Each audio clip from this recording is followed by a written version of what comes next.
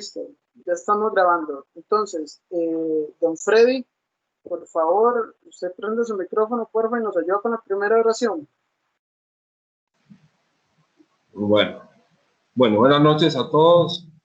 Vamos a empezar. En nombre del Padre, del Hijo y del Espíritu Santo. Amén. Nuestra primera plegaria debe ser para que este curso sea de gran provecho para todos y que el Espíritu Santo nos abra el entendimiento y que no solamente entendamos esto, sino que lo podamos aplicar en nuestras vidas como fe, esperanza y caridad hacia el prójimo y con un amor que sea insondable, realmente incomparable hacia Dios, que es nuestro Redentor y nuestro Padre. En especial, quería mencionar ahora que en oración al jefe de mi hijo mayor, que está en España con COVID, y ya lo pusieron en coma, tiene 45 años y lo tuvieron que poner en coma para entubarlo. Entonces, yo creo que una buena oración, aunque sea pequeñita y todo, yo creo que es bienvenida, no solamente para él, sino para todas las víctimas de COVID, pues también por los religiosos y por los doctores y personal sanitario que está luchando heroicamente contra esta enfermedad, y los científicos y laboratoristas, ni se diga, tratando de buscar soluciones. Regresemos y a María Santísima que nos ayude y que nos haga dignos de pedirle a Jesús y que ella ruegue por nosotros. Recemos el Ave María. Dios te salve María, llena eres de gracia, el Señor es contigo. Bendita tú eres entre todas las mujeres, bendito es el fruto de tu vientre Jesús. Santa María, Madre de Dios y Madre nuestra, ruega por nosotros los pecadores, ahora y en la hora de nuestra muerte. Amén. Amén. Gloria sea al Padre, al Hijo y al Espíritu Santo, por los siglos de los siglos. Amén. Siempre, por los siglos de los siglos. Amén. Amén. Gracias. Muchas gracias, don Freddy, don Amalia. Que Dios los bendiga. Hay que orar mucho por este Señor y por todo lo que está pasando en el mundo.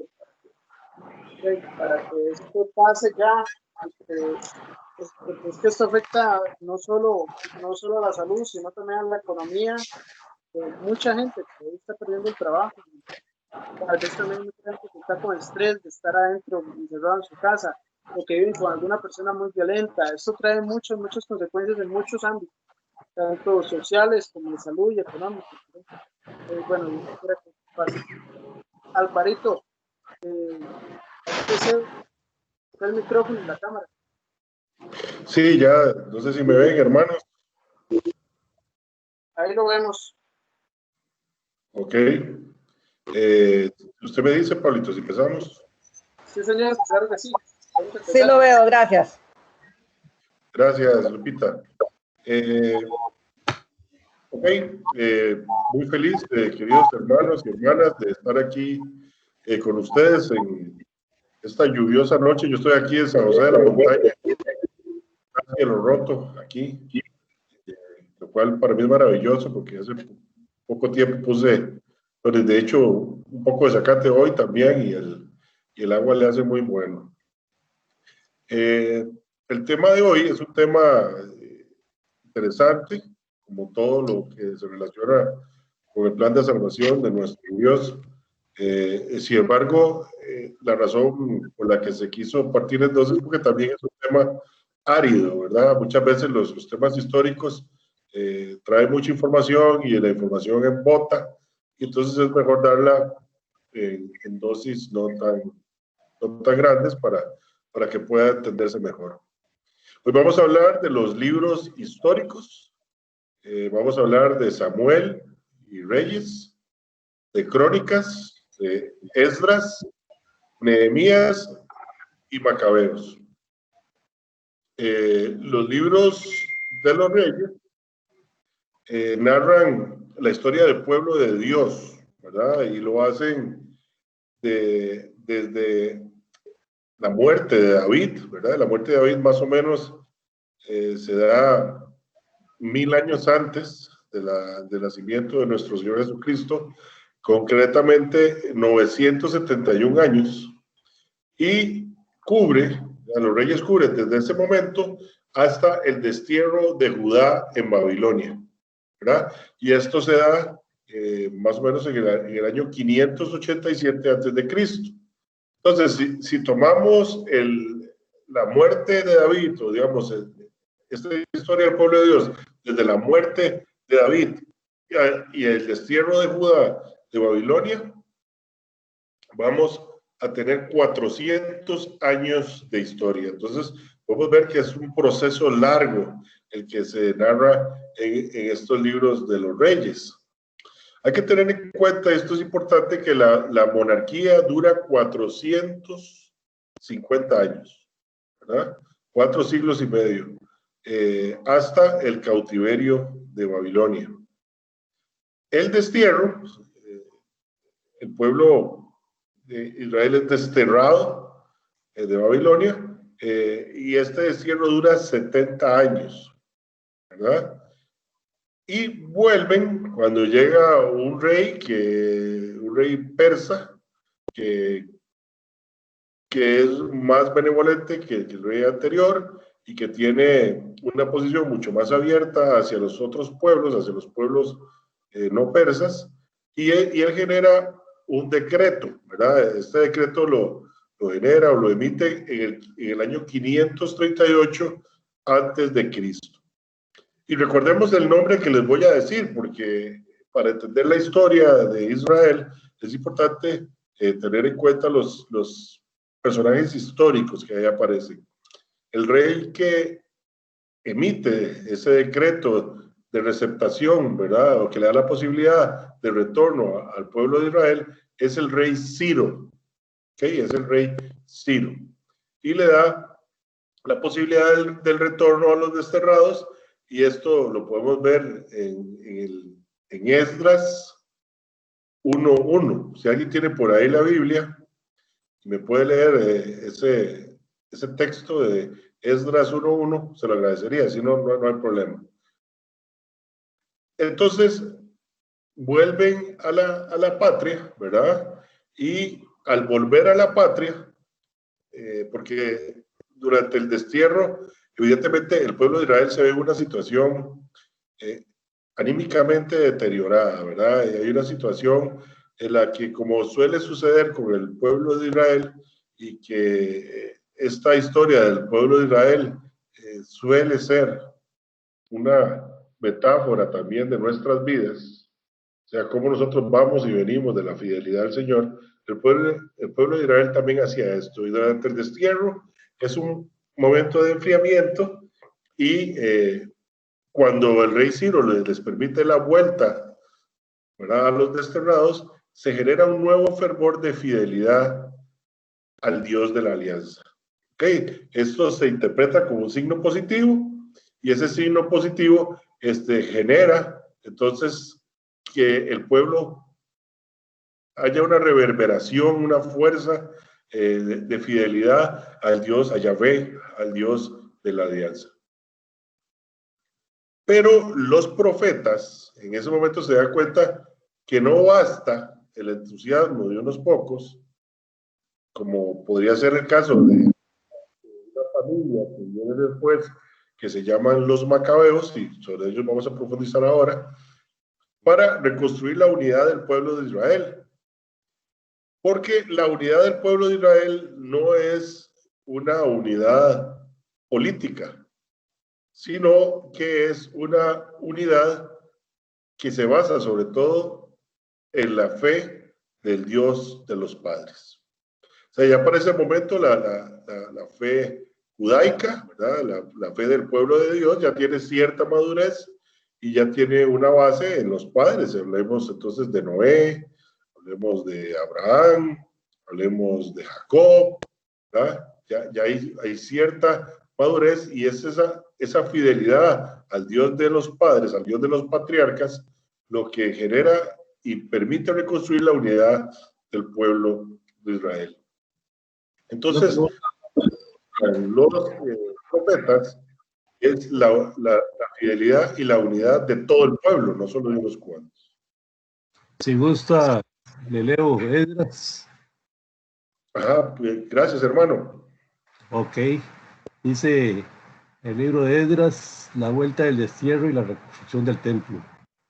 Ajá.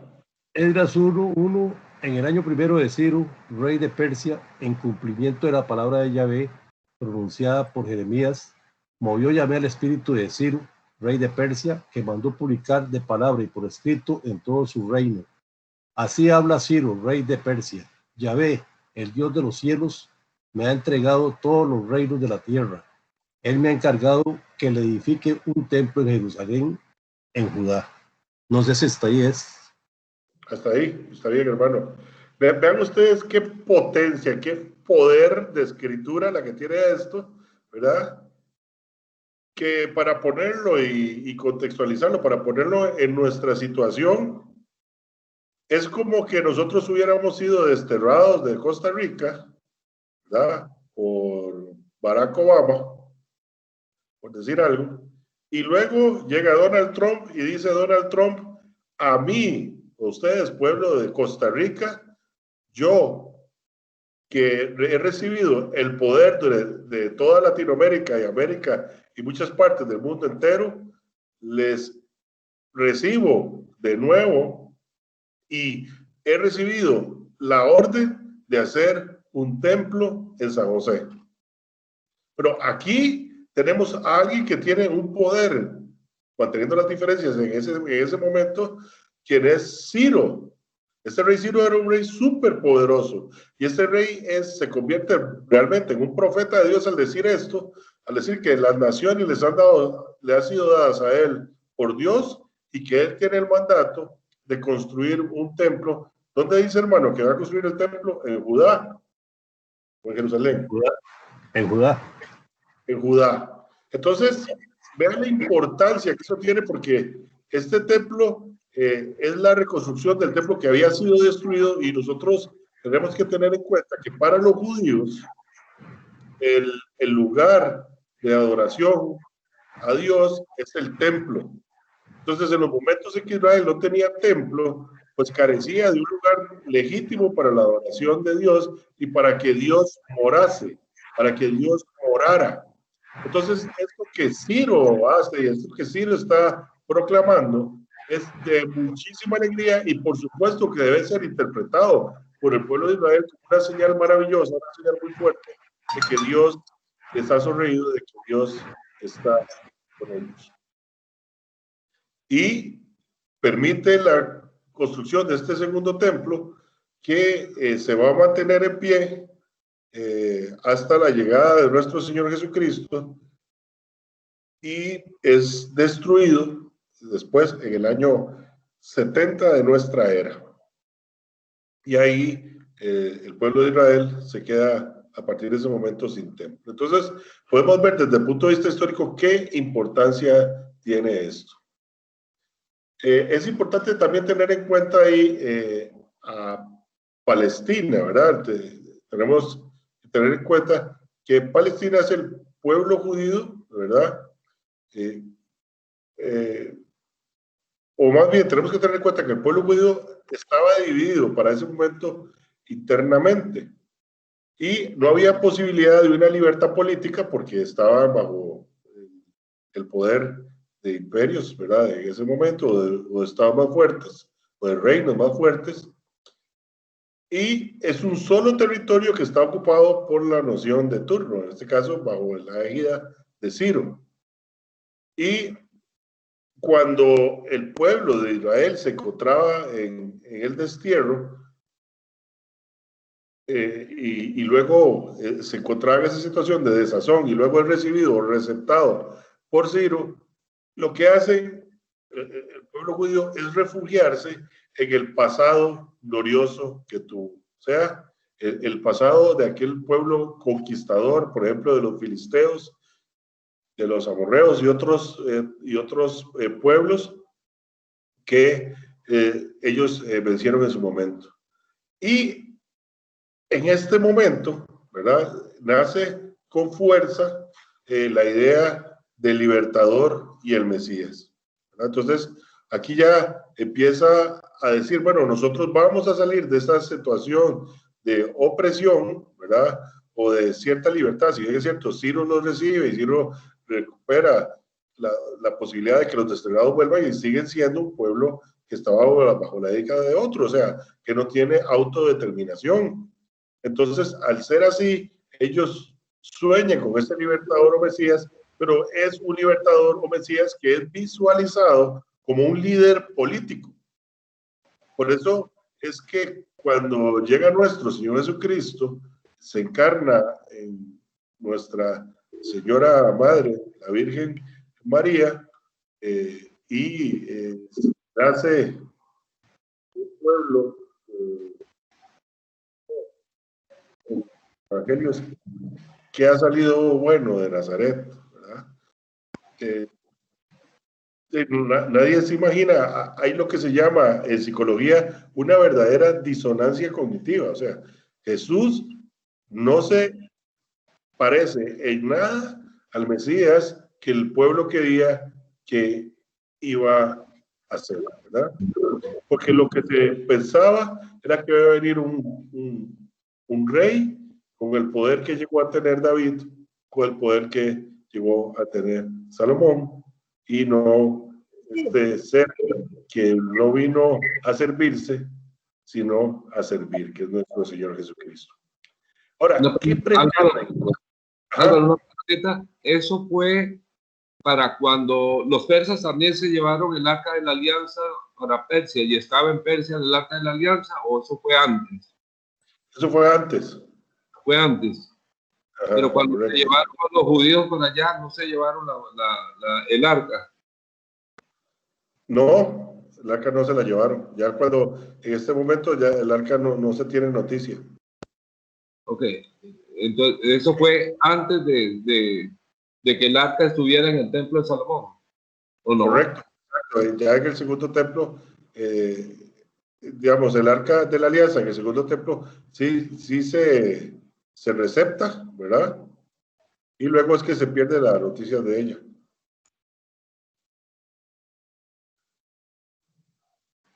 Gracias. Claro. Sí. ¿Ah? Ok, entonces, ¿qué pretenden contar los libros históricos? Entonces, los libros históricos lo que pretenden es mostrar cómo los reyes observaron o no las normas de la ley.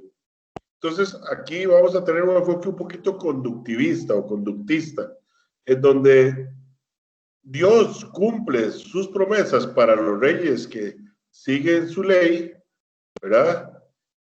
Y cumple sus amenazas para aquellos reyes que se separan de su adoración y de su fidelidad a Yahvé, a Dios. Entonces, a la posición que toma cada rey respecto de la ley, corresponde su suerte personal, y como corresponde a su suerte personal, corresponde también la de su reino. Entonces, como les decía ahora, va a ser grande aquel rey que cumple la ley y será pequeño y será impío y será pecador si descuida la ley, con su consecuente derrota para él y para su pueblo. Recordemos que, y por eso leer estas cosas nos permiten tener un panorama mucho más amplio y entender, por ejemplo, la posición farisaica, los tiempos de Jesús.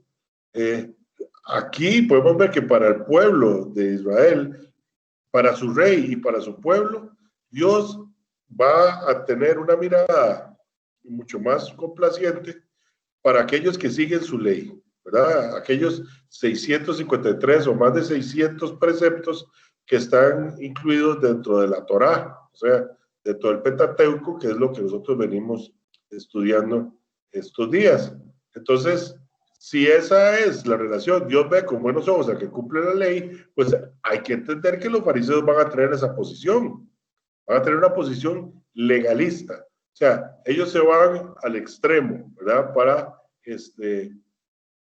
llegar a cumplir a cabalidad o tratar de llegar a cumplir a cabalidad con todos estos preceptos. Luego están los dos libros de Samuel, que estos dos libros de Samuel datan de finales del siglo IX antes de Cristo. Vean ustedes el tiempo, que es prácticamente un milenio, y entonces esto nos pone en contexto sobre qué difícil es interpretar, hacer una exégesis de estos libros, una interpretación de estos libros con la mente de un hombre que está 3000 años después.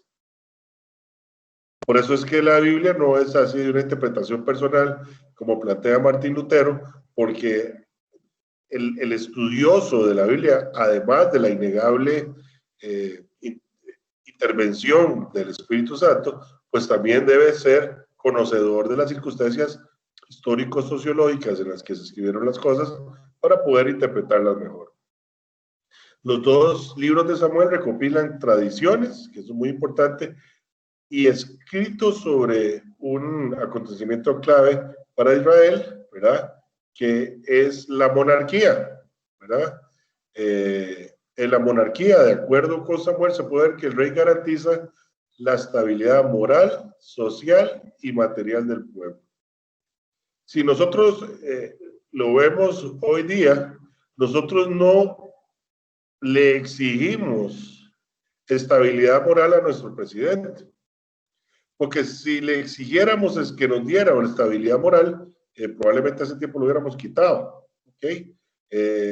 Hay muchas cosas, no solo me refiero a este presidente, sino a los anteriores, que no nos lo tienen, que no nos permiten tener a estas personas como referentes morales, ¿verdad? Nosotros esperamos de ellos que sean políticamente referentes políticos y económicos, ¿verdad?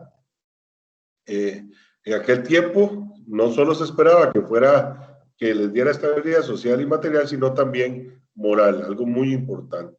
El rey era ungido, ¿verdad? Recordemos que ser ungido es colocarle un aceite, ¿verdad? Con la imposición de manos por parte de un profeta, ¿verdad? Y se convertía a partir de esa unción, ¿verdad? Porque a través de este sacerdote o de este profeta actúa Dios y entonces lo convierte en una persona sagrada. Entonces todo rey de Israel que era ungido era ipso facto, ipso iure, o sea, en el mismo hecho y jurídicamente hablando se convertía en una persona y espiritualmente hablando en una persona sagrada. Entonces David, ¿verdad? Es el rey por antonomasia, ¿verdad? Israel es el rey que cumple una función ideal. Y por otra parte, el rey que es reprobado y que se convierte en un rey impío y que no es el rey por antonomasia, es Saúl, por ejemplo. Entonces, eso lo podemos ver en los libros del Antiguo Testamento y así no lo están viendo. Eso lo vemos en Samuel, por ejemplo. En Samuel también hay algo muy importante que es lo que denominamos el profetismo. Y el profetismo nace para hacer frente a la tentación del pueblo de buscar la salvación en lugares donde no se encontraba, ¿verdad? Por medio de recursos, según ellos, en ese tiempo, efectivamente humanos. Y tenía una doble función. Por un lado, los profetas vienen a ponerle un coto, a ponerle una malla, a ponerle una cerca a la infidelidad del pueblo. Y por otro lado también le ponen coto, una malla, una cerca al poder absolutista de los reyes. O sea, le frenan la mano a los reyes que piensan tener un poder absoluto y son injustos, y los reyes que son soberbios. Entonces, hay reyes que escuchan a los profetas y otros que no los escuchan, ¿verdad? Pero el rey bienaventurado es aquel que escucha al Señor en la voz de los profetas. Los profetas le hacen saber a los reyes que no por ser reyes se les permite todo. Y un ejemplo claro es el del profeta Natán, que le echa en cara el pecado a David. Y vemos cómo David entra en una verdadera situación de arrepentimiento, ¿verdad? Y es perdonado por Dios, pero Dios le dice, de tu nación, o de tu estado, o de tu gobierno, o de tu pueblo, que es el pueblo de Israel, nunca se va a separar la espada, y es una profecía, ¿verdad? Una condición que ha estado siempre, desde entonces, en el pueblo de Israel. Y basta ver la situación actual de Israel para ver que sí, las cosas son así. También en Samuel encontramos la intención de la unidad de todas las tribus y de todo el territorio de Israel, y ya como Samuel se está perfilando de manera mucho más clara la formación del pueblo de Dios. ¿Por qué es importante que nosotros sepamos esto? De dónde es que se perfila la formación del pueblo de Dios. Porque por virtud de aquel que viene con el signo de Jonás, que es nuestro Señor Jesucristo, luego nosotros se abre la válvula y tenemos la apertura de que nosotros paganos, nosotros profanos, nosotros que no formamos étnicamente parte del pueblo de Israel, pues podamos también acceder a la salvación, ¿verdad? Recordemos que el pueblo de Israel es un pueblo escogido, ¿verdad? Y no es, ese escogimiento no se puede ver como exclusivista, ¿verdad? Sino más bien al contrario, es una visión que se debe tener, es inclusivista, o sea, el pueblo de Israel se toma como pueblo de Dios para que sirva luego para incluir a todos los demás pueblos. Luego están los dos libros de Reyes, que fueron compuestos más o menos entre el año 562 y 538 antes de Cristo. Ya hay 400 años han pasado. Y podemos ver en estos libros que Dios ya ha delegado en el rey sus poderes. Y es aquí donde el rey llega a ser el representante de Dios cerca del pueblo, ¿ok? Y del pueblo ante Dios. Entonces, hay esta relación y Dios lo elige, ¿verdad?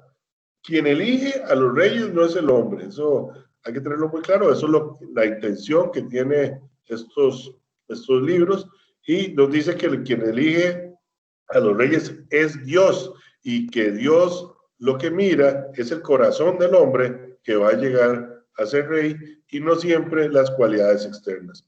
Eso lo podemos ver claramente en el caso del rey David, ¿verdad? El rey David era un pequeño mozo, tenía hermanos que tenían mayor preeminencia, que tenían más musculatura, que eran más grandes, y sin embargo Dios se fija en el corazón de aquel pastorcillo que maneja la onda y le permite convertirse en rey al destruir o al matar al Goliat, ¿verdad? A ese gigante filisteo que simboliza todo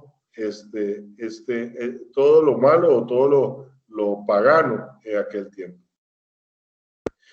También se puede ver aquí que la misión y la autoridad del rey es misión de servicio a Dios y al pueblo. Eso es muy interesante. Aquí podemos ver la diferencia entre un rey absolutista, por ejemplo, del siglo XVIII, XVII, o siglo, sobre todo, digamos, el paradigma del absolutismo son, por ejemplo, Isabel de Castilla y Fernando de Aragón, en donde, si bien es cierto, por ejemplo, Luis XVI, o todavía con una condición de mayor absolutismo, es Luis XIV, por ejemplo, el rey Sol, el rey que se dio el tupé de decir: en mi reino no se oculta el sol, porque en los dos hemisferios tenía posesiones y poder. Esa no es la condición del rey que tiene el pueblo de Israel, porque el pueblo de Israel es un rey que tiene la autoridad, porque su misión es el servicio de Dios y el servicio del pueblo. Vean ustedes qué bello. El rey, a pesar de estar consagrado, sigue siendo hombre. Ya sabemos que la unción le da la condición de ser sagrado, pero sigue siendo hombre, no es que se convierte en un superhombre. Y por eso, entonces, el juez debe vivir él primero en el amor y en el temor de Dios. Aquí nosotros tenemos que ver cómo David se convierte en ese tipo de rey, ¿verdad? Sobre todo después de su pecado, en un rey que ama a Dios y sobre todo le teme, ¿verdad? Le teme y le ama. Y yo les pregunto a ustedes, hermanos y hermanas que me escuchan, ¿dónde nos damos cuenta en la Biblia que David le teme y ama a Dios? Si alguien me lo puede decir. O sea, él confía cuando van a darle la onda a Goliat, él está confiando en Dios plenamente, o sea, sin ninguna minúscula duda de que Dios está con él, ¿verdad?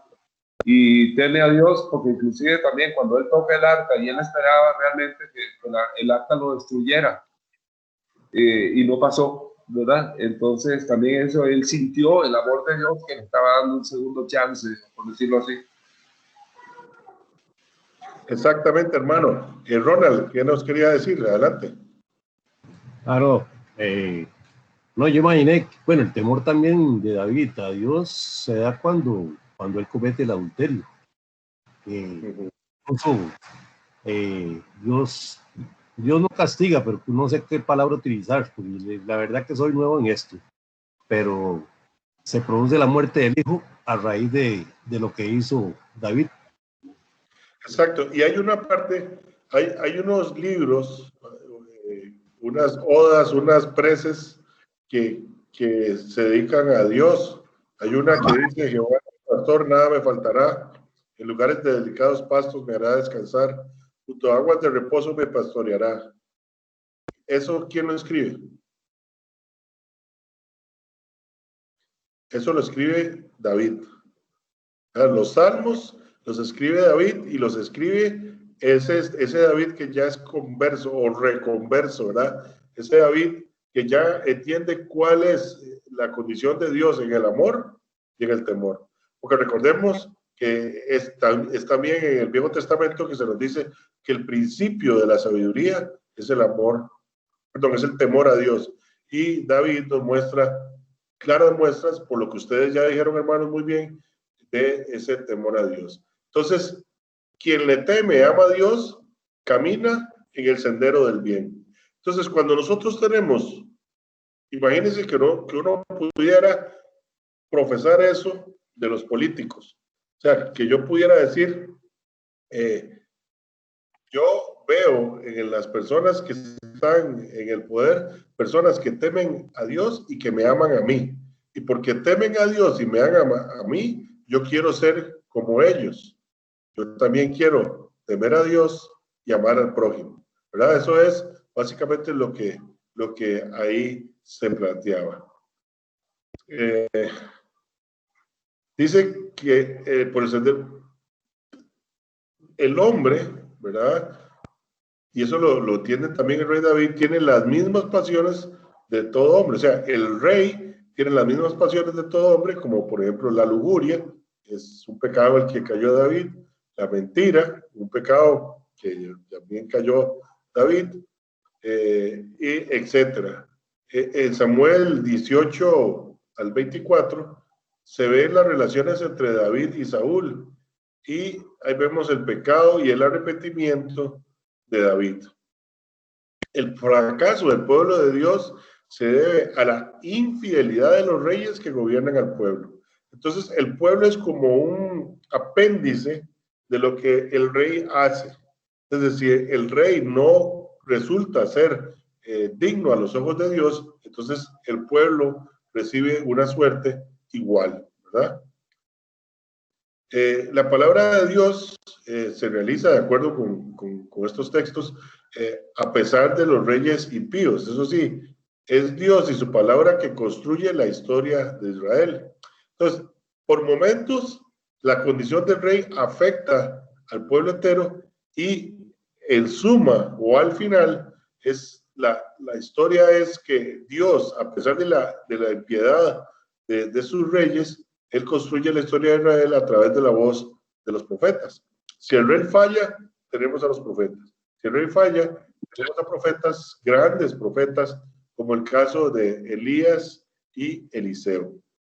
Prueba de ello, o sea, de que yo no estoy diciendo una tontería o que algo que se me ocurre, es que después de ese pueblo nace Jesucristo.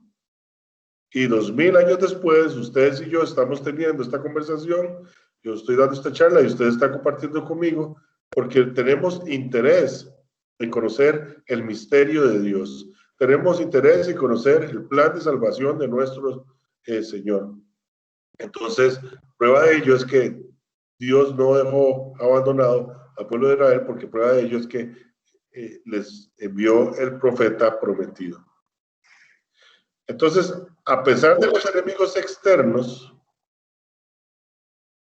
Harvin Palacio nos pregunta en el chat de la reunión, simplemente, Harvin, si usted tuviera algo que preguntar, nada más me dice y toma el micrófono y con mucho gusto. Dios es presentado como Señor Supremo en estos libros, el Dios de las fuerzas y de la naturaleza. O sea, Dios es todopoderoso. ¿Okay?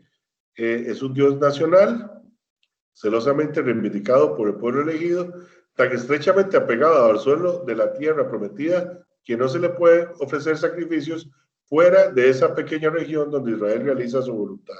Es exactamente lo que les decía ahora del templo. O sea, la adoración a Dios es en el templo. Y si no tenemos templo, estamos con problemas en eso. Francisco, ¿qué querías preguntar?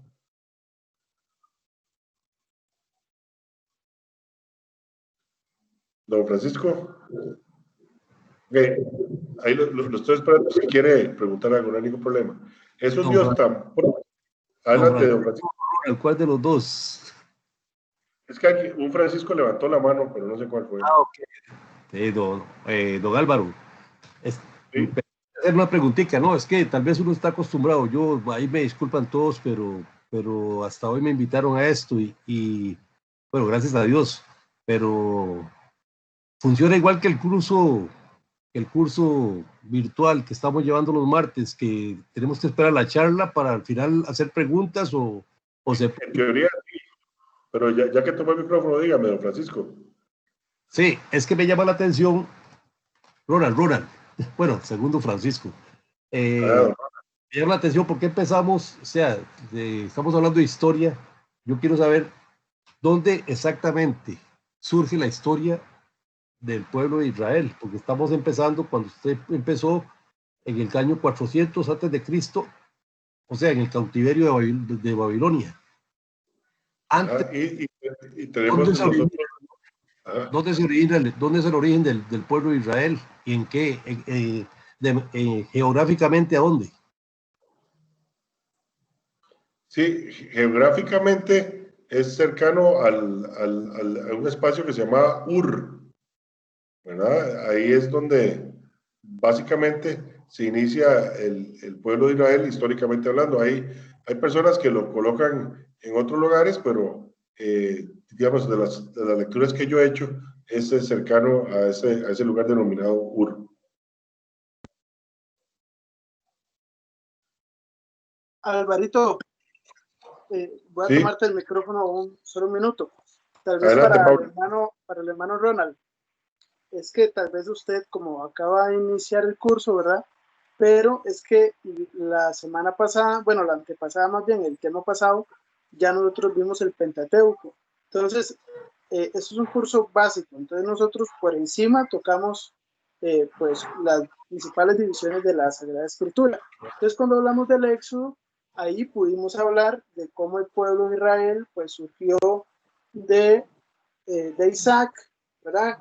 Después el patriarca que tuvo los 12 hijos, José esclavizado en Egipto, ahí el pueblo se quedó viviendo en Egipto, ahí lo esclavizaron, Moisés sale al desierto, en el desierto tuvieron que pasar un tiempo de exilio y fue algunos, bueno, la generación después de esa que salió de Egipto, la que entró a la tierra prometida y ahí es ya donde entramos a los libros históricos, ¿verdad? Es que la clase pasada fue donde vimos el Pentateuco. Igual esos temas nosotros los tenemos en el canal de YouTube, entonces en cualquier momento los pueden ahí observar. Ajá. Correcto, así es. Entonces, la idea de justicia, aquí vemos, de acuerdo con lo que hemos visto en otras clases, aquí ya tenemos a un Dios que es presentado como un Señor Supremo, el Dios de las fuerzas y de la naturaleza. Aquí ya tenemos a un pueblo de Israel que ha dejado atrás, lo que les decíamos en otra clase, el enoteísmo, ¿verdad? El enoteísmo es aquella situación en que se encontró el pueblo de Israel en donde creían que existían varios dioses, pero que solo el de ellos debería ser adorado, ¿verdad? Aquí ya tenemos un Israel más maduro que considera que los otros dioses no existen, son falsos, ¿verdad? Son falsos dioses, y que el único Dios verdadero es este Señor Supremo, el Dios de las fuerzas y de la naturaleza, ¿ok? Aquí también tenemos en los libros de los reyes la idea de la justicia divina que hace progresos. Dios protege a su pueblo, Yahvé no deja de manifestarle un rigor justo, o sea, es un padre estricto, ¿verdad? Y si hay arrepentimiento, Dios manifiesta misericordia. Entonces, ya podemos ver aquí también ese Dios misericordioso. Es un paso, ¿verdad? Es un cambio. Todo cuanto se narra en los libros es un canto de reconocimiento y alabanza a la justicia divina. O sea, es como lo hace el rey David. El rey David, ya a partir de ahí, ya se puede ver que la alabanza, el canto, la gloria, la oración, van dirigidas a este Dios que ya tiene estas características supremas, y el castigo no es sino el cumplimiento, o sea que esto es muy importante, de lo que el Deuteronomio aparece reservado a los que son infieles a la alianza. O sea, va a recibir castigo, ¿verdad? Aquel que no cumple con los planteamientos que le hace Dios en las diferentes alianzas. Sabemos que hay 7, hasta este momento la última alianza, la alianza por nuestro Señor Jesucristo, sería la 7ª alianza. Entonces el cumplimiento de estas alianzas es lo que Dios espera, y quien no las cumple, pues entonces si no cumple la ley, va a recibir entonces el castigo. En todas las páginas de estos libros existe la esperanza. Dios es fiel, ¿verdad? Es muy importante. Aquí, quien lee eso, se podría decir que los profetas lo que querían inyectar al pueblo es que Dios es un Dios fiel y es un Dios que cumple sus promesas. Y nosotros, como cristianos, como católicos, sabemos que eso es cierto, porque por lo que dije hace un momento, Dios nos ha cumplido todas las promesas a nosotros también. La prueba fundamental, la encarnación de su Hijo. Una página central en la historia de la salvación la encontramos en Samuel 7, del 1 al 16, el cual yo les recomiendo que lean, apúntenlo por ahí. Segunda de Samuel 7, del 1 al 16. Segunda de Samuel, capítulo 7, versículos del 1 al 16. Ahí vamos a ver cómo es que Dios renueva la alianza con David. O sea, una de las 7 alianzas que le he cometido, está la alianza con Adán, la alianza con Noé, la alianza con Abraham, y después tenemos también entonces esta alianza, que es la alianza con David, que es una promesa grandiosa. Es la continuación de la dinastía de David en el trono, ¿ok? Se habla pues, porque esa continuación de la dinastía de David en el trono implica necesariamente, queridos hermanos y hermanas, esto es muy lindo, hablar del Mesías. Y si ustedes ven en los sinópticos, ¿verdad? Por ejemplo, en el caso de Mateo, ustedes pueden ver que en los evangelios se da una lista del linaje de Cristo y lo lleva al rey David. O sea, para demostrar, a lo que quiere el autor sagrado, es demostrar que Jesús es esta profecía y esta continuación de la dinastía de David en el trono. Y también se dan otras prefiguraciones bellísimas. Puede tener también ahí a mano, puede escribir ahí, Segunda de Reyes, capítulo 4, versículos del 1 al 37, en donde vemos una anticipación del bautismo, ¿verdad? Una prefiguración. Ya habíamos hablado de esta palabra, los que llevan el curso de apologética la tienen más clara, pero ya hemos hablado de las prefiguraciones.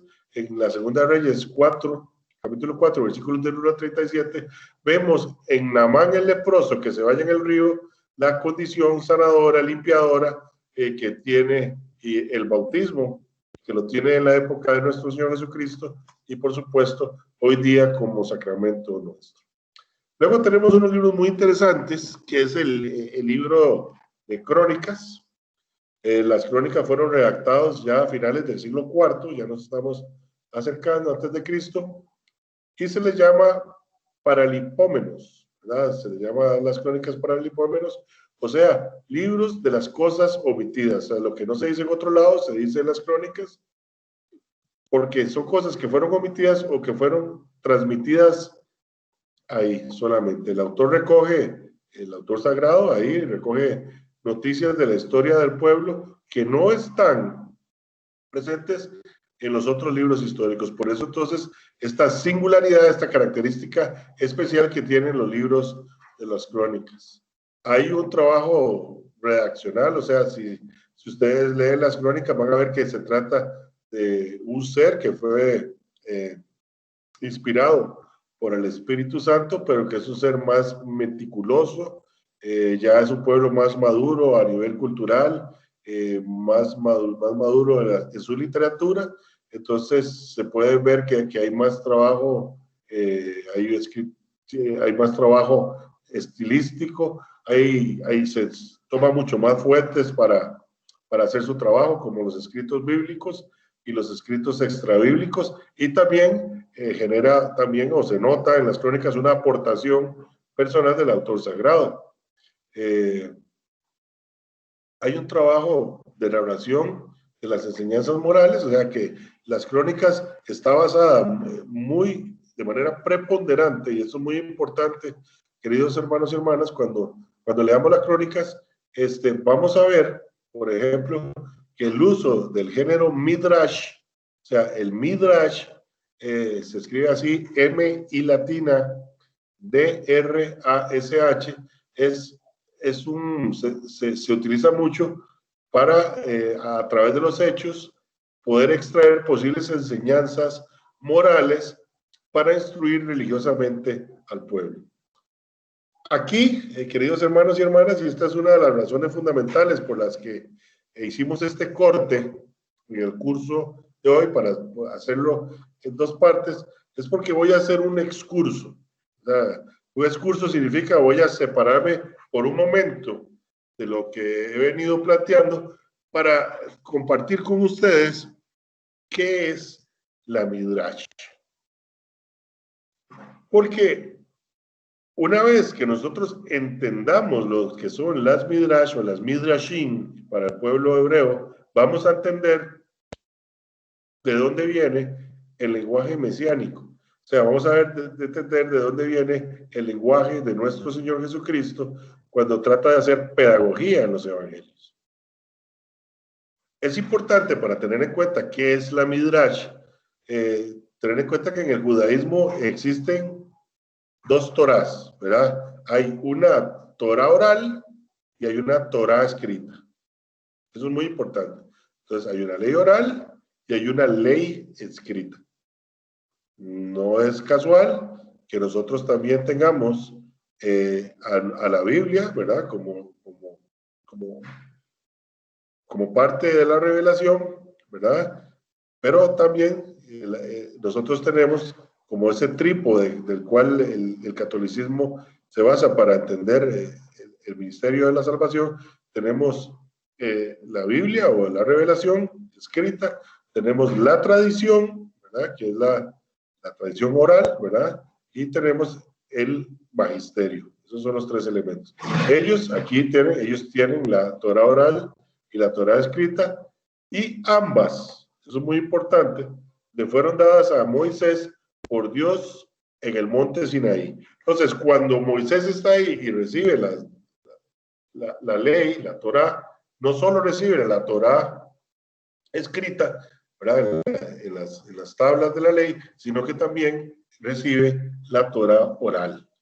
Todo precepto, esto es muy importante, toda interpretación, toda filosofía judaica se desprende de esas dos fuentes. O sea, lo que no venga de ahí no es propiamente judaico, ¿verdad? Toda interpretación filosófica judaica va a provenir o de la Torá oral o de la Torá escrita.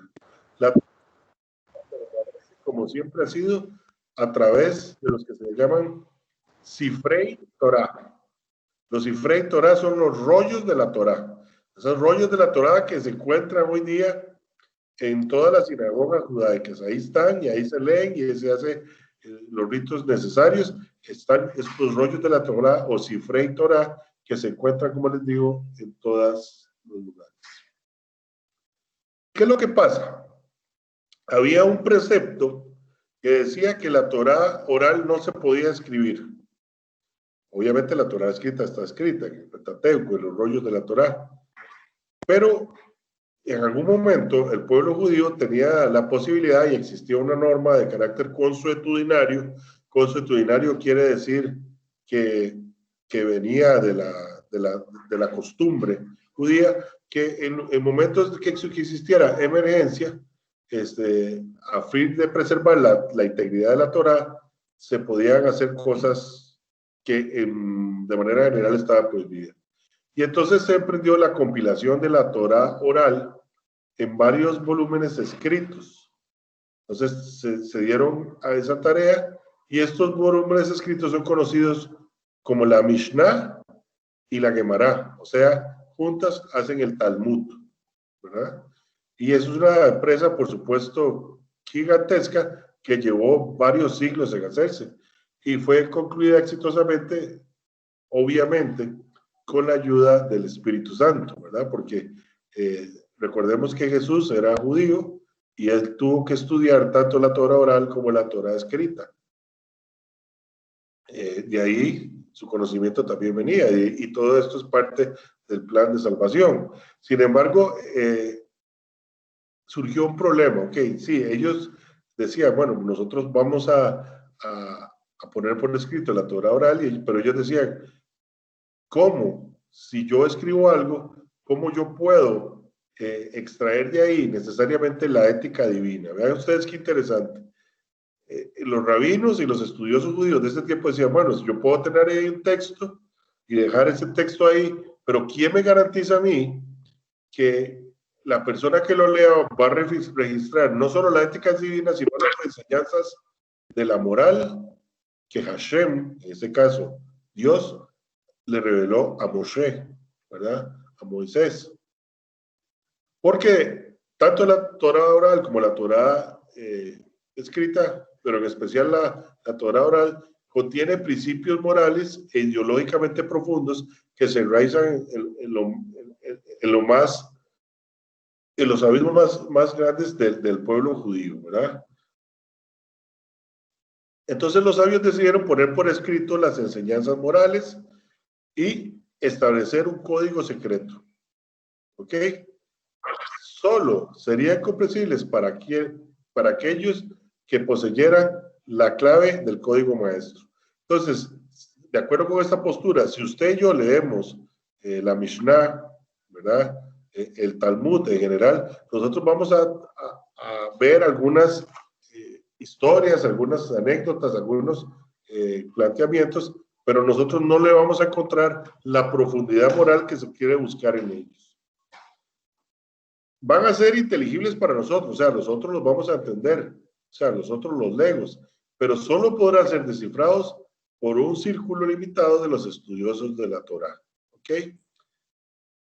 Aquellos cuyos maestros les hubieran transmitido todas esas claves, y estos, a su vez, hubieran sido revelados cuando se les leyeran los Midrashim, sin estar familiarizado con el código. O sea, si uno no está familiarizado con el código maestro, uno puede leer los Midrashim, pero no va a poder entender el significado profundo. Los Midrashim, o sea, estas historias que están en esta Torah que ya se hizo escrita, deben inspirar temor, ¿verdad? Y amor hacia Dios. O sea, tiene una función piadosa muy importante.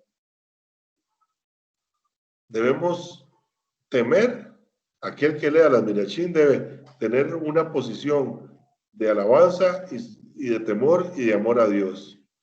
Los Midrashim se refieren a la grandeza, la unicidad del pueblo judío, la santidad de los tzadikim y la recompensa divina en este mundo y en el mundo por venir.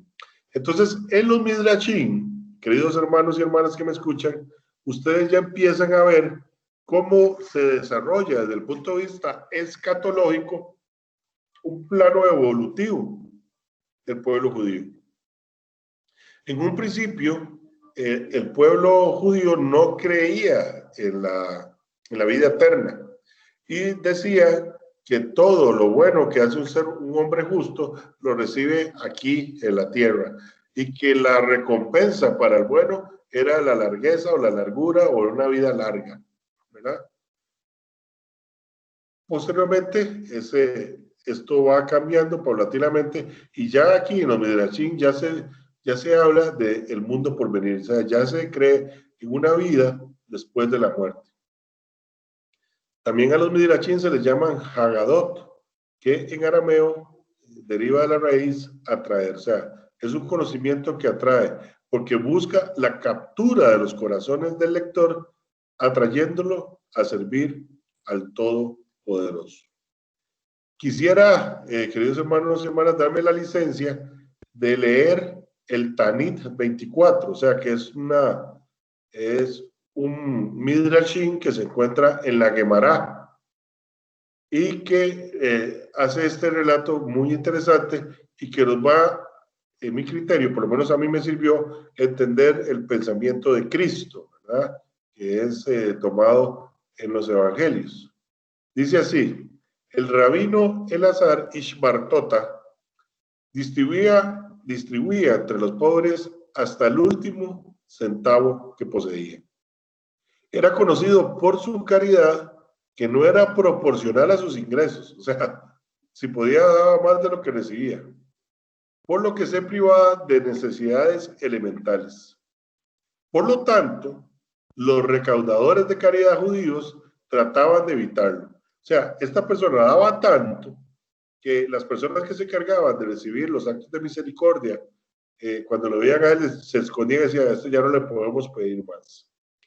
El día del casamiento de la hija del rabino Elazar era inminente. O sea, ya la hija del rabino se iba a casar muy pronto y él fue al mercado a comprar los alimentos para la boda. Mientras caminaba por las calles, los recaudadores de fondos pasaron y en cuanto notaron la presencia del rabino Eleazar, trataron de esconderse. Pero fue demasiado tarde. Él los había detectado e iba tras ellos.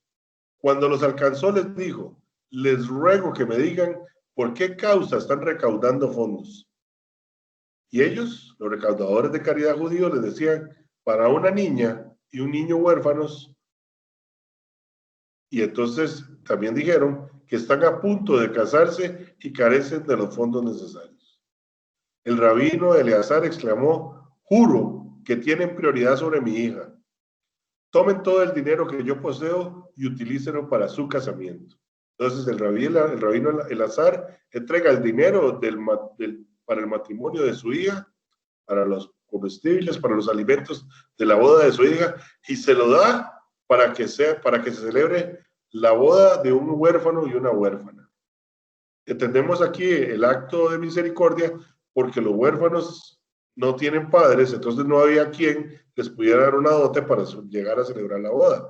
Entonces el rabino Eleazar dice: mi hija tiene padre, ellos no, entonces tomen el dinero de mí. Eleazar vació sus bolsillos y le entregó su dinero. Se guardó únicamente un sus, una pequeña moneda, con la cual compró un poco de grano. Cuando volvió a su hogar, colocó el grano en su granero y fue al Bet Hamidrash, o sea, a la sala de estudio que tienen los rabinos, a estudiar. Más tarde su mujer le preguntó a su hija: ¿qué compró tu padre para la boda? Un poco de grano, contestó ella. Fue al granero y lo inspeccionó, pero para sorpresa de la esposa, cuando trató de abrir la puerta del granero no la pudo mover. Estaba bloqueada por muchas bolsas de granos apiladas hasta el techo del granero. La hija del rabino Eleazar corrió al Beit Hamidrash, o sea, al lugar de estudio del rabino, y llamó a su padre: ven a ver lo que tu buen amigo, el Todopoderoso, o sea, Dios, hizo por ti. Y le contó del milagro que había ocurrido. Rabí Eleazar hizo una promesa: juro que estas provisiones son como el Hedesh, o sea, la comida sagrada. tu participación está limitada a un monto equivalente a todos los pobres del reino de Israel. La Gemara pregunta, o sea, cuando uno, después de leer esto que yo les acabo de leer, el texto de la Gemara, porque esa es la forma de pedagogía de los judíos, le va a preguntar a usted por qué los milagros evidentes son otorgados a algunos de los sabios. Eso lo dice la Bejarot 20a. El rabino Papa preguntó a Valle, ¿por qué somos diferentes a las generaciones anteriores en que no vivimos milagros como ellos?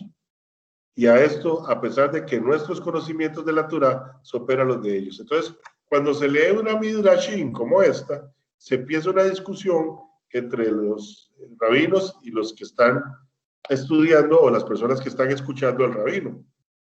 Entonces el rabino le pregunta, ¿pero por qué estos milagros no se nos dan ahora, a pesar de que nosotros hemos profundizado más en el conocimiento de la Torá? Él respondió, la diferencia es que las generaciones anteriores estaban preparadas para mayores sacrificios en aras del Kiddush Hashem, o sea, a fin de santificar el nombre de Hashem o de Dios, mientras nosotros no estamos preparados para lo mismo. Hashem, o sea, Dios, actúa frente a un hombre de la misma manera que él se conduce. Su amor por Hashem se expresaba no solamente en el caso de Eleazar, por su estudio de la Torá y en sus plegarias, sino en trabajar, comer, dormir y en cada respiración. O sea, nosotros encontramos en Eleazar la forma de santidad que nosotros debemos aspirar. Rabí Eleazar Itz Bartota, quien encontró que el grano se había multiplicado milagrosamente en su granero, dio más justicia y solidaridad que por la halaja, ley judía, se le exige a cada judío. Entonces, vemos que en la santidad se da por amor y se da más allá de lo que se pide. Fue un Moser Nefesh, o sea, lo que hizo este rabino fue un martirio o un sacrificio por la mitzvah, o sea, por los mandamientos. Las necesidades de un hombre pobre eran más importantes a sus ojos que las propias. Vean ustedes qué interesante. Y vean ustedes de dónde viene el pensamiento de Cristo. Consideren el abismo entre nuestro mundo del pensamiento y el de él. Se le sugiere a una persona donar el dinero para una caridad en lugar de las flores o un prodigio menú o un fotógrafo en el casamiento de su hija. ¿Cómo reaccionaría usted? Los sabios que compilaron los midrashim necesariamente eran santos. Entonces, entendiendo las midrashim, vamos a entender por qué Jesús hablaba en parábolas y por qué las parábolas parecen tener un significado sencillo, ¿verdad? Pero en realidad tienen una enormísima profundidad. Las parábolas que Jesús nos narra, por ejemplo, hay una parábola interesantísima que no sé si ustedes se acuerdan, que es la parábola de los trabajadores. Hay unos trabajadores que entran a las 8, por decir, parafraseando. Hay unos trabajadores que entran a las 8 de la mañana, otros que entran a las 12 del mediodía, unos que entran a las 3 de la tarde y otros que entran una hora antes de que termine el día. Y en la parábola que Jesús dice que el dueño de la finca, o sea, el amo, les paga a todos igual. Le pagó lo mismo a los que entraron a las 8 de la mañana que los que entraron una hora antes de salir. Entonces, ¿cómo explicamos esa parábola? ¿Cuál es el significado profundo que tiene esa midrashim? Porque eso sería una midrashim. Yo al principio de esa parábola no entendía nada y poco a poco he ido entendiendo qué es lo que quiere Dios decirnos con esa parábola. O sea, yo he entendido de esa parábola que no importa cuándo es que uno hace la receptación del evangelio, del mensaje liberador, al final todos recibimos lo mismo, que es la vida eterna, o sea, recibimos la misma paga. ¿Ok? Y muchas más interpretaciones se le pueden dar. Probablemente en 20 años, si sigo y Dios me da la gracia de seguir estudiando las escrituras, pues probablemente yo le pueda encontrar otros significados. y piense que el significado que le estoy dando ahora es tonto, pueril o inmaduro. Es posible. Entonces, luego vamos a entrar a hablar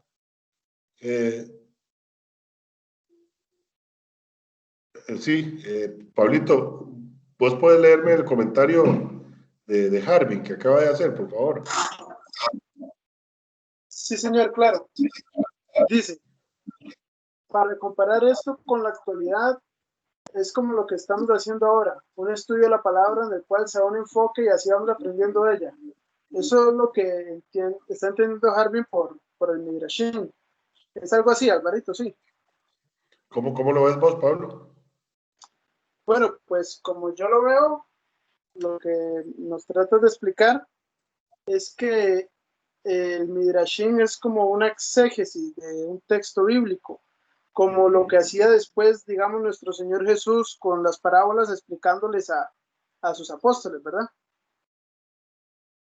Exacto. ¿Y qué interpretas de lo que nos está diciendo Harvey con eso de la actualidad? Pues yo creo que está muy bien como él los pone, porque dice que es como lo que estamos haciendo nosotros ahorita, que tal vez leemos un texto y queremos sacar una enseñanza de ese texto y traerla al día de hoy, ¿verdad? Entonces yo creo que, pues que sí, que está muy bien como lo está entendiendo don Harvey. Exacto, así es, así es. Entonces, aquí tenemos, y tenemos que, analizando precisamente este texto del rabino Elazar, nosotros podemos decir para la gloria de Dios que nosotros sí vemos milagros como el de Rabí Elazar hoy día, todos los días. La Iglesia Católica tiene un método para determinar eso, que es a través de la canonización. Recordemos que la canonización no es una forma de dar méritos o alabanzas a aquella persona que vivió en santidad. La Iglesia no es eso lo que quiere hacer. La Iglesia, cuando canoniza a alguien, lo que busca es hacer efectivo el cercioramiento de que el Espíritu Santo sigue actuando en la Iglesia.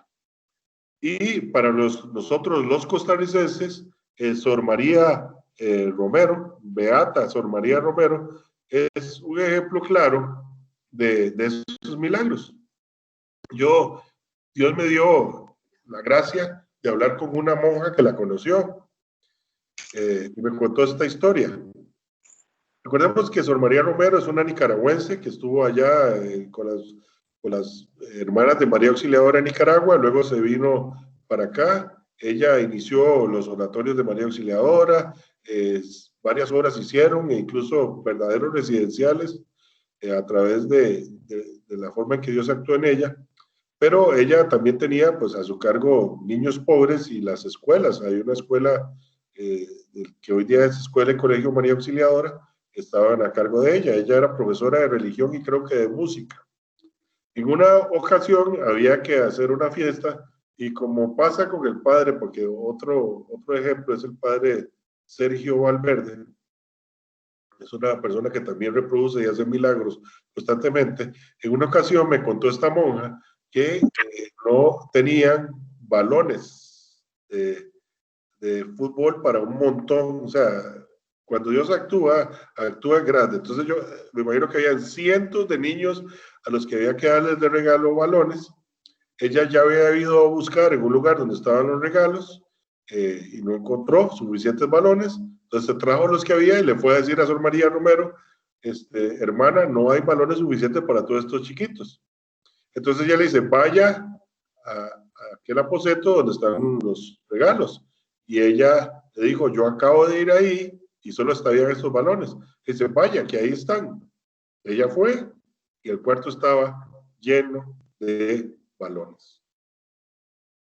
Yo personalmente le puedo decir que cuando he ido a darle de comer a indigentes hace algunos años, hace como 4 años que lo hacíamos todas las semanas, Dios se encargaba de que yo encontrara indigentes para hasta el último plato de comida que se servía. O sea, A veces nosotros traíamos 5 platos, decía, bueno, y sobró esta comida, y de pronto en una esquina había 5 personas que necesitaban comer y se entregaba exactamente todo lo que se producía para entregar. Y también he vivido que hemos pensado que llevamos 40 comidas y de alguna manera comen 60 o 80. Eso yo lo he vivido, yo puedo dar testimonio de eso. Y de muchos otros milagros en mi vida, pero lo que quiero decir con esto, hermanos y hermanas, es que Dios, o sea, esto que ellos se preguntan de si Dios actuó antes con estos milagros o no, en la Iglesia Católica, en la Iglesia de Cristo, este tipo de cosas se ven de manera constante.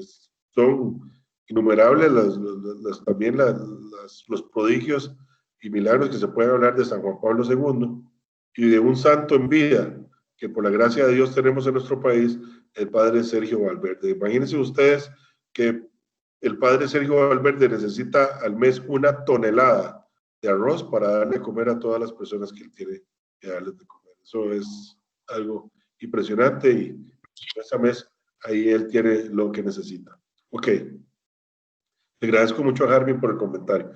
Tanto el libro de Esdras como el de Nehemías, y ya dejamos atrás los Midrashim, ¿verdad? Eso es algo que yo quería hacer, salirme un poquito del tema para hablar sobre eso, para que nosotros entendamos un poco más el mundo de Jesús y la forma en que Jesús hacía su pedagogía, hacía la forma de hacernos entender el misterio de la salvación y el reino de Dios. ¿Okay? Tanto el libro de Esdras como el de Nehemías, ¿verdad? Que son parte de los libros históricos que se están viendo hoy, fueron escritos más o menos en el siglo IV antes de Cristo y constituyen una sola obra. Ahí los separamos, ¿verdad? Pero son una sola obra. Y el autor sagrado, el redactor, utilizó documentos oficiales escritos en arameo, tales como cartas y decretos de reyes persas relacionadas con la comunidad de Jerusalén, listas de repatriados y colaboradores activos en la reconstrucción de la muralla. Narran los hechos de la comunidad de Israel a partir del edicto de Ciro, el edicto que hablamos ahora, que fue en el año 568 a.C., y los protagonistas de estos hechos son Esdras, que es un sacerdote, y Nehemías, que es un escriba nombrado gobernador de Judea por Artajerjes, y marca las líneas básicas de estos libros. O sea, vean que son judíos de prominencia y de preeminencia social, ¿verdad? Nehemías no era cualquier patas vueltas, sino que es un gobernador nombrado de Judea por Artajerjes, ¿verdad? Que es un rey en ese momento. En estos libros vamos a encontrar Esdras, si ustedes quieren entender de manera clara cuál era la visión que tenían los judíos para el momento de la llegada de nuestro Señor Jesucristo, la podemos ver un poquito basada aquí en estos libros. Aquí podemos encontrar los pilares de la restauración de Israel, o sea, como ciudad santa, a Jerusalén con su templo y la comunidad basada en la observancia de la estricta ley. Entonces ya tenemos el concepto de ciudad santa, el concepto ya más elaborado y claro de templo en Jerusalén y la comunidad basada en la observancia estricta de la ley. O sea, es una comunidad judía que se une, ya no por elementos raciales, etnográficos, sino que se une por la observancia estricta de la ley. Detrás de la ley está siempre un Dios vivo que habla y actúa. O sea, no es una ley muerta, no es una ley fría, es una ley bañada por Dios, ¿verdad? Y acompañando a la ley está un culto cálido, o sea, un culto sincero y una plegaria espontánea. Eso es lo que podemos ver en ese tiempo y eso es lo que extraemos de sus libros. La comunidad asume un carácter específicamente religioso, al igual que vimos antes, y es algo que digamos, es un hilo conductor en todo el Viejo Testamento, es la búsqueda de la santidad moral, ¿okay? Poniendo aparte sus anhelos de libertad política. Con este espíritu nacen en este tiempo las denominadas sinagogas, que son esos centros de estudio religioso judaico y que son lugares de culto. Nacen en estos siglos, o sea, no podíamos hablar de sinagogas en el siglo V, VI, en el siglo VII, digamos, ya no podríamos hablar de sinagogas, y también nacen en este tiempo los denominados escribas, de los que se habla mucho en el Nuevo Testamento, ¿verdad? En los evangelios. Estos escribas son personas que son personas consagradas al estudio de la ley, y también encontramos en este tiempo el de no muy grata memoria denominado Sanedrín, que es la autoridad interna, espiritual y jurídica de los judíos, y por lo que se narra en el Evangelio, pues los Sanedrines o el Sanedrín que está ahí, pues no es de muy grata memoria, porque son los que promueven la crucifixión de nuestro Señor Jesucristo. Tenemos también que en esta relación de Esdras y Nehemías encontramos la acción combinada de un sacerdote y erudito, que es Esdras, una persona sumamente inteligente, y la de un seglar, ¿verdad?, enérgico y comprometido, que es este gobernador nombrado por Artajerjes, que es llamado Nehemías, y que consigue el milagro de reconstruir la comunidad de la salvación. Todo ello en medio de un libro que no tiene alardes personalistas, y lo único que importa es la misión que Dios les ha encomendado a ellos.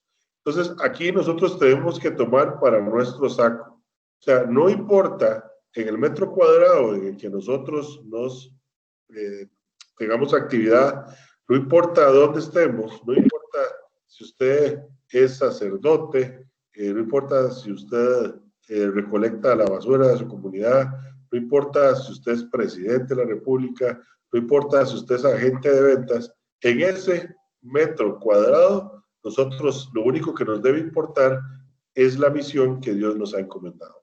Y tal vez para este pueblo de Esdras y de Nehemías había una misión más difusa, pero para nosotros no. Para nosotros la misión es vivir en santidad y la prédica constante y sonante del Evangelio. Estos cursos de Biblia, si bien es cierto, nos permiten erudición, nos permiten conocer más, nos permiten entender más, serían palabras vacías si no tienen un efecto en su santidad, hermano y hermana que me escucha.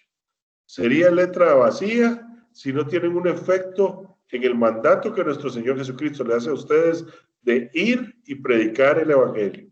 Porque en la medida que nosotros estudiamos la Escritura, entendemos aún más cuál es la intención de nuestro Señor, el Evangelio, esa buena nueva que nunca deja de serlo, que nunca se convierte en palabra llega, de que el Hijo de Dios se hizo hombre para pagar por nuestros pecados y darnos a nosotros la vida eterna. ¿Ok? Después también tenemos un libro fundamental, que es interesante, que en la tradición judaica no es aceptado, ¿verdad? En el concilio después de la comunidad judía no se toma como un libro que no entra dentro del canon judío, y que tampoco es aceptado por Lutero, ¿verdad? Que es el libro los libros de los macabeos. Los macabeos son una familia ejemplar que vivió en ese tiempo y que narran estos libros luchas que abarcan 40 años, que van del año 170 antes de Cristo al 130 antes de Cristo. Entonces, estos libros son importantes porque ya estamos hablando a poco más de un siglo de la encarnación de nuestro Señor. Entonces nos permiten entender de manera clara cuál es el panorama a las puertas, ¿verdad?, históricamente hablando, del nacimiento de nuestro Señor Jesucristo. Y este libro fue escrito en torno al año 100 antes de Cristo. La canonicidad es atestiguada por muchos padres, o sea, en lo que se refiere a nosotros católicos, tanto Clemente de Alejandría, como Orígenes, Cipriano, Hilario, Ambrosio, Agustín, Crisóstomo y los concilios de Hipona y Cartago le dan canonicidad a los macabeos. Aún así, estos concilios de Hipona, que fueron en el siglo IV, y el de Cartago también en el siglo IV, uno en el año 393 y en el otro en el año 397, a pesar de que en esos concilios se le da canonicidad, siguen habiendo disputas sobre si esto tenía o no canonicidad, y prueba de ello es que el propio Lutero duda de la canonicidad de estos libros, porque Lutero se une al canon judío, ¿verdad? Entonces, el concilio de la Contrarreforma, el concilio de respuesta a Lutero, que es el concilio de Trento, perdón, el concilio de Trento, termina con las dudas y lo incorpora ya de manera definitiva al canon de las Escrituras en el siglo XVI. Los libros de los Macabeos se refieren a un solo acontecimiento, que es la insurrección macabea ante la dominación seleucida de Antíoco IV Epífanes, y las luchas sucesivas de Judas Macabeo y sus hermanos por la libertad religiosa, cultural y política de los judíos. Vean ustedes qué interesante. Entonces, tenemos en estos macabeos una posición revolucionaria, una posición de tomar las armas, una posición de buscar la liberación, una posición política. Eso está a las puertas de la encarnación de nuestro Señor Jesucristo, y no es de sorprender que para muchos en aquel momento, como por ejemplo para los celotes, la solución iba a ser armada, la solución iba a ser de una liberación, de un Mesías que venía a convertirse en rey por el poder de las armas. Por eso estaba esa tesis, ¿verdad? El segundo libro tiene una mayor densidad, o sea, son 2 libros. Ambos libros fueron escritos en hebreo. El segundo libro de los Macabeos tiene más densidad religiosa y menos interés político y militar como el primero. Entonces, es recomendable leer el segundo, y paradójicamente el segundo libro fue escrito primero que el primero.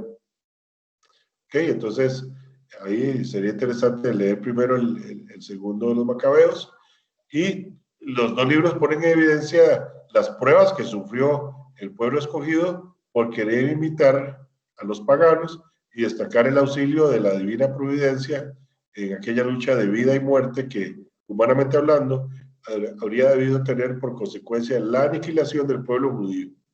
Entonces, en estos libros podemos ver la fidelidad, que la fidelidad a Dios, lo mismo, que ese es otro hilo conductor, queridos hermanos y hermanas, que la fidelidad a Dios es una condición básica para conservar la unidad y la identidad del pueblo escogido.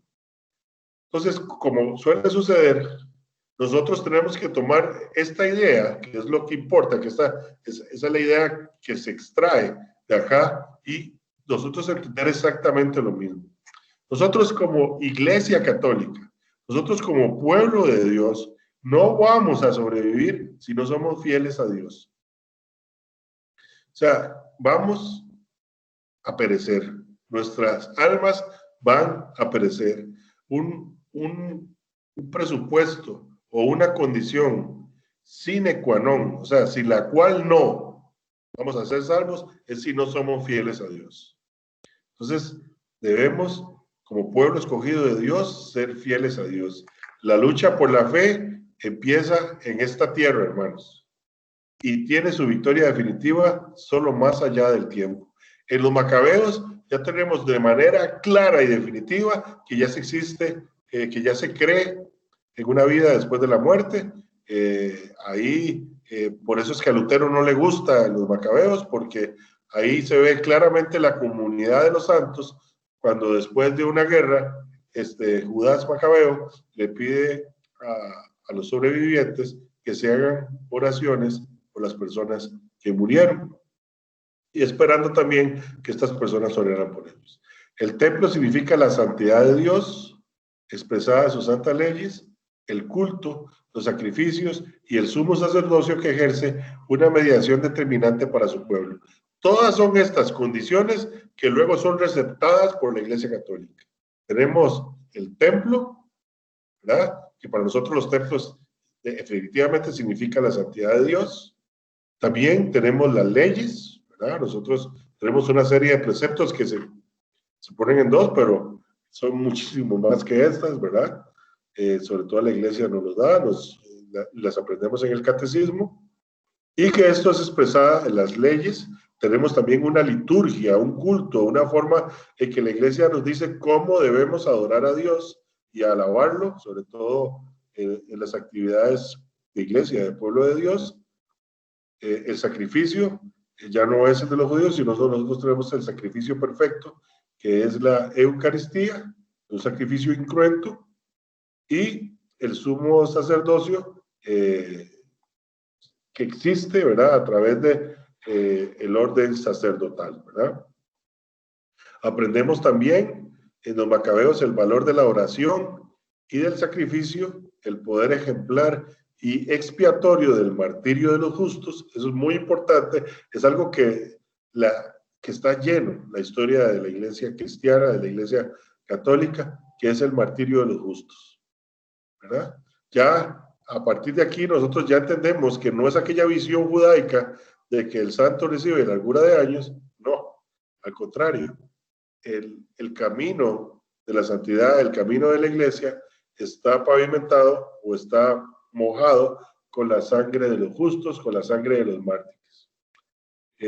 La retribución tras la muerte, o sea, también eso lo entendemos nosotros claramente, que después de la muerte vamos a encontrar una recompensa, así nos lo dijo nuestro Señor Jesucristo, y desde aquí ya los macabeos ya lo entendían, y la esperanza en la resurrección futura. Vean ustedes qué interesante. Y aquí tenemos claro que vamos a resucitar en el futuro, así lo tenía claro el pueblo judío. Y encontramos el argumento de la oración por los difuntos y por lo mismo la verdad sobre el purgatorio. Por eso es que también, esa es otra razón por la que Lutero esto era ofensivo, no le gustaba, porque de alguna manera estas oraciones de los macabeos pidiendo por la liberación de las almas, pues ya nos dan una prefiguración del purgatorio, ¿verdad? Entonces por eso es que las iglesias protestantes no comulgan con este libro de los macabeos, y aquí ya vemos una prefiguración clara del purgatorio, que luego en Jesucristo también. Entonces, con eso, queridos hermanos, a las 8:23 doy por terminada esta charla. Espero que les haya servido, que haya sido de bendición. Eso es lo que le pedí a Dios antes de iniciar, y quedo a su disposición por si quieren comentar algo. Y yo creo que nuestro hermano Pablo Amador la grabó y también la va a colgar del YouTube del Ministerio de San Francisco de Sales. Así es, ¿verdad, don Pablito? Así es, Alvarito, muchas gracias por ese temazo.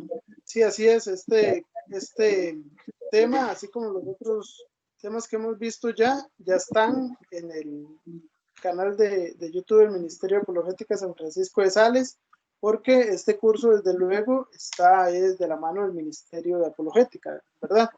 Si Dios lo permite, esta clase yo la voy a subir como entre unos 3 días más o menos, y más o menos también entre unos 3 días yo les paso la presentación de este tema para que ustedes la tengan. ¿Alguien que le quiera comentar algo? Don Ronald, por ahí. Sí, gracias. No, yo había hecho la pregunta, la que hice básicamente, porque como todo esto abarca mucha historia, don Álvaro me dijo que el origen del pueblo de Israel se ubica en una zona que se llama Urs. UR. Correcto. Sí, Urs. UR, sí, eso a la actualidad, ¿a qué país o qué territorio se refiere? ¿Dónde lo ubicaríamos? Bueno, yo le pediría que me dejen eso de tarea, porque a mí con esos mapas geográficos se me hacen enredos, si no quisiera batearle. Déjenme la tarea o por el chat, yo se lo contesto, porque yo soy administrador del chat, entonces yo se lo puedo contestar. Yo tengo una Biblia, lo que pasa es que no la tengo aquí conmigo. Ok, no, tranquilo. Donde tengo todos esos mapas, y le voy a tomar una foto y la voy a subir al Sí, más o menos quería ver cuál era la ubicación. Y hipotéticamente que usted me diga a mí, es Irak, es Irán. Ya. O sea, digamos, yo le puedo ensayar una respuesta, Ronald. Disculpe la pregunta, porque diluvio de como Noé, estamos hablando de historia. ajá, exacto. El diluvio de Noé, algunos historiadores lo tienen como un hecho histórico y es un diluvio que se llama el diluvio del Sumer. Y eso está cerca se cree que fue una afluencia o crecida del Tigris y el Éufrates, ¿verdad? Eso lo ubicaría cerca del actual Irak, ¿verdad? Eso es y como es algo tan lejano, pues ya podemos decir que algo que es, digamos, este diluvio del Sumer, entonces yo diría que por ahí, por lo que hoy día es Irak. O sea, eso es un ensayo que le estoy haciendo aventurado, ¿verdad? Porque hay muchos que plantean y ese Sumer es donde vivían los sumerios, ¿verdad? Gracias. Muchas gracias, Alvarito. Sí, exactamente como dice Alvarito, así es. Aquí, es una región, digamos, el Sumer está en el Oriente Medio, ¿verdad? Y el Sumer, sí, es lo que le decía ahora Ronald, es la antigua Mesopotamia. Mesopotamia viene de Mesopos. Mes significa entre y sopos, ríos. Entonces, estaría entre ríos, significa Mesopotamia, entre ríos. Entonces, muchos dicen que el diluvio que se narra de Noé es ahí, porque hay hechos históricos y hallazgos, ¿cómo se llama eso? Antropológicos, no, sino, ¿cómo se llama la ciencia que estudia? Arqueológicos. Sí, y hallazgos arqueológicos que han demostrado que hubo ahí que se llenó, hubo una inundación tremenda en ese lugar y eso se piensa que fue el diluvio de Noé. Entonces, Ronald, yo creo que con eso le podría hacer digamos, una respuesta informada, digamos, de ese punto, pero me comprometo a hacérsela más amplia y a preguntarle a un amigo que sabe mucho más que yo sobre ese tema. Muchas gracias, Ronald, por la pregunta. Va bien, a usted, gracias.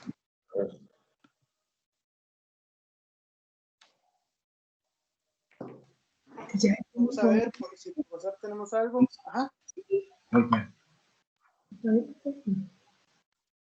Sí, doña Amalia. Bueno, Saskia, qué interesante. Saskia nos pone aquí, Ur fue una ciudad de la antigua Mesopotamia y que actualmente se encuentra en la región de Irak. Bueno, yo les puedo decir prácticamente que eso fue iluminado por el Espíritu Santo, ¿verdad? Porque que le lleguen a uno esos conocimientos que uno tuvo hace tanto tiempo, pero muy bien, esa es eso es prueba de que no estaba tan perdido. Adelante, ¿qué ibas a decir, Pablito? Doña Amalia, yo creo que doña Amalia tenía ahí algo que decir. Don Freddy.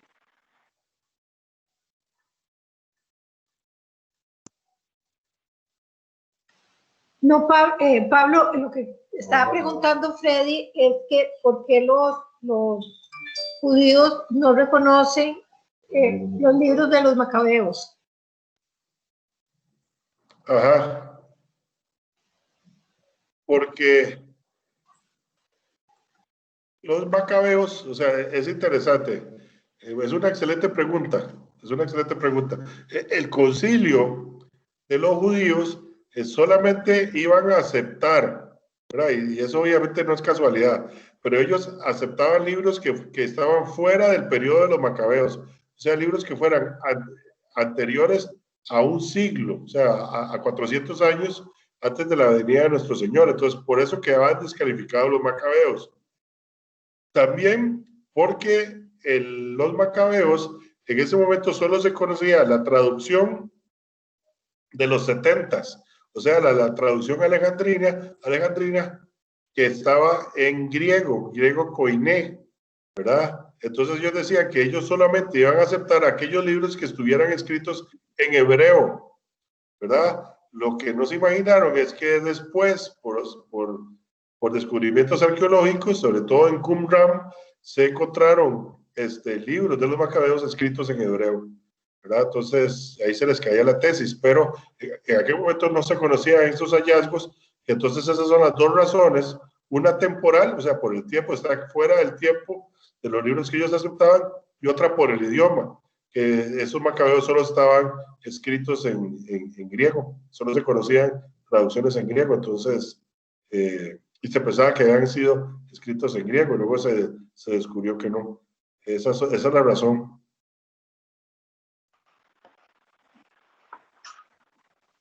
Gracias. Exactamente. Muchas gracias, Alvarito. Hermanos, alguien nos compartió la pantalla, entonces ahí estamos viendo lo que están Ahí está el poniendo. mapita que quería ver, sí, exactamente. Eso mismo. Excelente, sí. Así es Saskia, muchas No, gracias, no sé Saskia. por qué no he tocado la pantalla para nada. Yo no sé por qué se vino eso. ¿Quién será? No, tranquila, doñita. Mío no es. No soy yo. No, es de Saskia. Excelente. Buenísimo que todos puedan aportar y que todos nos ayuden a enriquecer más el tema, ¿verdad? Gracias a todos, pero ahí vale Eso que, parece que lo compartió Daniel. vale que la Daniel. muchas Sí, gracias. Ron. No, muchas gracias a todos, la pregunta valió la pena. Sí, claro. Exactamente. La pregunta valió la pena.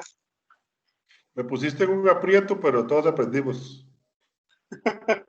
Esa no era la idea, esa no es la idea. No estoy protestando, tranquilo. No, yo creo que se salió una muy buena respuesta. Yo creo que es la respuesta correcta, pero muchísimas gracias a ustedes, porque qué lindo es hablar de Dios y aprender a Dios. O sea, eso es maravilloso. Y hacer iglesia aquí virtualmente.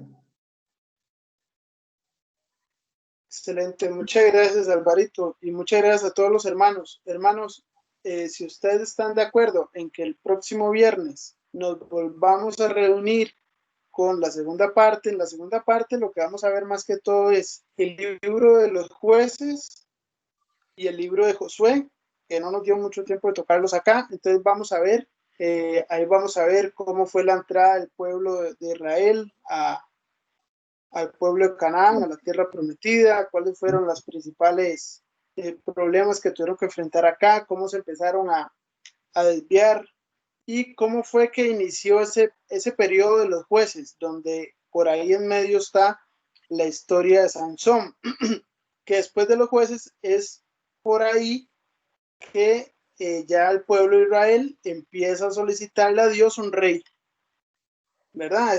Es en medio del transcurso del tiempo de los jueces donde el pueblo de Israel empieza a pedirle a Dios un rey. Entonces, vamos a ver un poco de eso, si Dios lo permite, la próxima semana. La mayoría me dirá cómo están de tiempo, ¿verdad? Porque sabemos que este curso es cada 15 días, pero si ustedes lo permiten y si el Señor lo permite también, nos podemos ver si Dios quiere el próximo viernes. Cualquier pregunta que tengan, yo voy a dejar vamos a hacer la misma dinámica del curso de apologética. Ahora cuando terminamos, lo cerramos el grupo de WhatsApp y mañana en la mañana yo lo abro para que ustedes, si quieren enriquecer más el tema, pues que compartan y si tienen alguna duda o alguna consulta, pues que nos hagan las dudas y las consultas, ¿verdad, Alvarito? Sí, claro, para eso estamos. Perfecto. Hermano, yo creo que podemos finalizar por el día de hoy. Vamos a hacer nada más la oración final para irnos. Yo la voy a dirigir en el nombre del Padre, y del Hijo, y del Espíritu Santo. Amén. Amén. Gracias, Señor Jesús, por la enseñanza que nos das. Gracias porque nos permite ser iglesia, Jesús. Gracias, Señor, porque estamos usando la tecnología a nuestro favor para evangelizar. Permítenos, Señor Jesús, que nuestro entendimiento nunca nos vaya a jugar una mala pasada. Que por querer saber más vayamos a descuidar la oración, lo que es realmente importante para nuestra salvación, Señor. Señor, permítenos la humildad de un santo Jesús, como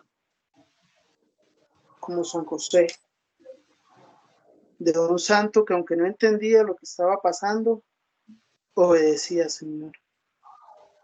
De un santo humilde como el cura de Ars, que aunque en su cabeza no cabían muchos datos, que aunque no podía estudiar las escrituras como un exégeta y un teólogo, Señor, tenía la humildad y el amor de tu Hijo Jesucristo en su corazón, que eso es lo realmente importante, Señor, que el Ministerio Apologética San Francisco de Sales suscite santidad en todos sus miembros y en todos los que reciben los cursos. Ahí es donde en realidad se va a medir el éxito de nuestra prédica y nuestra evangelización, Señor. Madrecita Santa, Mamita María, por favor, permítenos saludarte con un Dios te salve María, llena eres de gracia, el Señor es contigo. Bendita tú eres entre todas las mujeres y bendito es el fruto de tu vientre, Jesús. Santa María, Madre de Dios, ruega por nosotros los pecadores, ahora y en la hora de nuestra muerte. Amén. Dulce Madre, no te alejes, tu vista en nosotros no apartes, ven con nosotros de todas partes y nunca solo nos dejes. Ya que nos proteges tanto como una verdadera madre, haz que nos bendiga el Padre, el Hijo y el Espíritu Santo. Amén. Muchas gracias, hermanos, que tengan muy buenas noches todos. Compañeros, Bendiciones. muchas gracias, bendiciones y gracias. Buenas noches. Muy Buenas interesante. noches. Hasta luego. Pues Muy gracias buenas a todos, noches a muchas todos, gracias. bendiciones. Chao. Gracias, Chao. buenas noches.